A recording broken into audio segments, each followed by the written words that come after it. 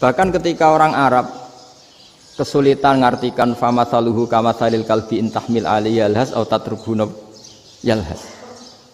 Orang tomak itu ibarat kayak anjing. Anjing itu kamu kasih makan ya tetap melet, menjulur-julurkan lidahnya, kamu ndak ya ndak. Imam Nawawi ditanya, "Ma wajhusibi?" Lalu wajah tasbihnya di mana? Beliau menjawab, "Fit tomak." Jadi anjing punya dua sifat yang berlawanan. Di bab ilmu dipuji, nggak ada hewan yang mudah menerima ilmu kayak apa?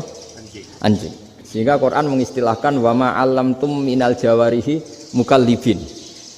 Hewan yang mudah diajari itu oleh Quran dibahasakan sudah menganjing. Karena anjing adalah hewan yang paling mudah apa? Diajarin. Itu diakui oleh Quran wa ma 'allamtum minal jawarihi mukallibin. Tapi dia punya sifat yang sangat buruk sekali, yaitu nggak pernah puas. Makanya ketika Bal'am bin Ba'ura, ada tokoh yang kedonyan ya, itu kalau diistilahkan Quran walakinnahu akhlada ilal ardi wattaba'a hawa famathaluhu kamathalil kalbi in tahmil 'alaihi yalhas aw tatrukhu yalhas. Jadi anjing punya dua sifat yang berlawanan. Di bab ilmu dipuji karena paling mudah diajarin. Itu saya pernah ke Malaysia, diceritain sama polisi Malaysia. Anjing itu saking cerdasnya itu bisa deteksi CD palsu sama CD bajakan, asli sama bajakan. Itu kan enggak kebayang. Kalau narkoba mungkin masih ada bau khusus ya. Atau mesiu atau bom masih ada bau khusus. Ini enggak. Anjing itu dilatih ngecek CD yang asli sama yang palsu. Wah itu kebablas itu pinternya itu. Itu harganya itu 1 miliar lebih. Paling mahal. Jadi mungkin bisa deteksi ini dosen betul apa abal-abal itu bisa. Itu kiai betul apa kiai pesanan itu mungkin bisa. Itu saya punya kitab namanya Al-Hayawanul Kubro. Itu cerita prestasi-prestasi hewan. Itu yang berkuras-kuras sampai berjilid-jilid. Itu ya cerita anjing. Nggak ada hewan sebaik anjing.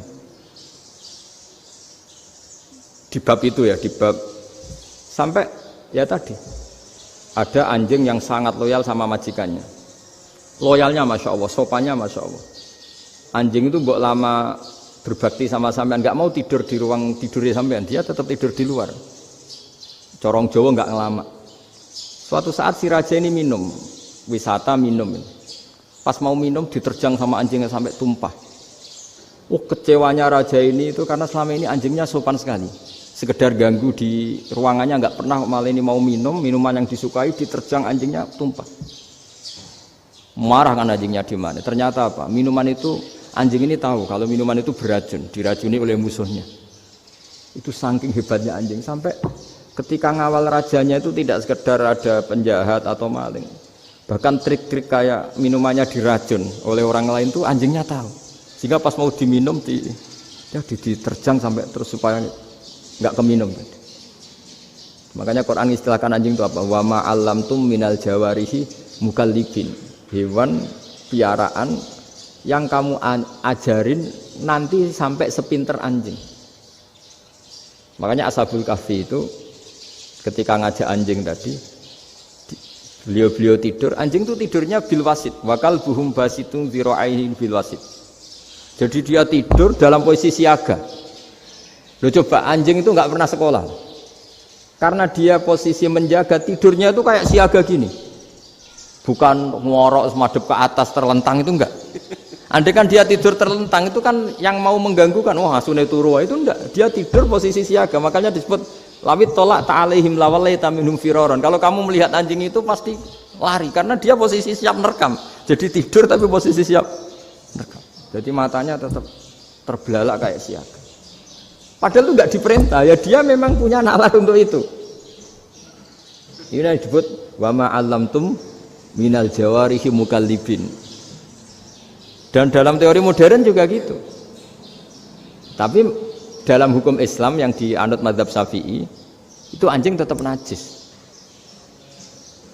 Ya sudah najis ya najis, tapi ada mazhab lain yang mengatakan tidak najis. Tapi tidak usah ngurmat anjing, geger nanti kalau rektor kampus punya anjing. Tapi ilmu itu bagus untuk kelangenan kadang. Andai kan tidak ada mazhab Malik, maka kita kesulitan menceritakan Ashabul Kahfi yang hewan piaraannya itu anjing. Tapi misalnya anjing disucikan, Kita juga nanti susah menjelaskan hadis Nabi malaikat itu tidak masuk rumah yang di situ ada apa? Anjing. Maka ilmu itu, makanya kata Imam Sa'roni, sebagian ilmu itu memang kelangenan, tapi nggak boleh jadi praktek. Tapi harus ada. Misalnya begini, contoh paling gampang.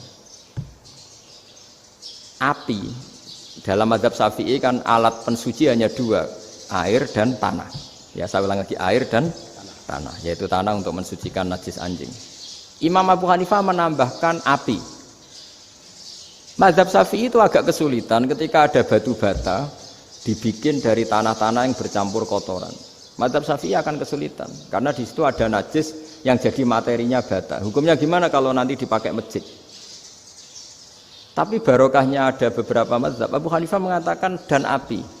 Jadi apa tadi air, tanah, api. Alasannya masuk akal.